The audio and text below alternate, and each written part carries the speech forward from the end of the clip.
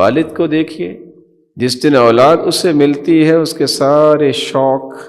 محبت کے پردے میں ڈھانپ دیے جاتے ہیں۔ وہ صرف ایک ہی دھن کا شکار ہوتا ہے، یہ اولاد ہے، میں اس کو پالوں گا کیسے، میں نے اس کو پڑھانا ہے،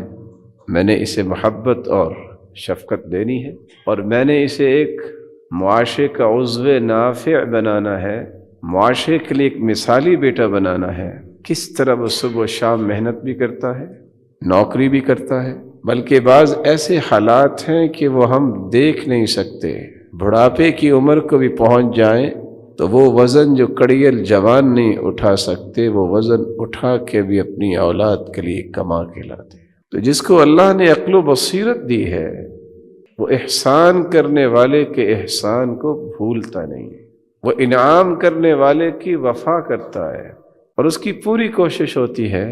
کہ میں اس کے احسان کا اچھا بدلہ دوں۔ اور دنیا میں سب سے بڑا جاہل وہ انسان ہے جو شخص کسی کے احسانات کو برائی کے ساتھ واپس لوٹائے۔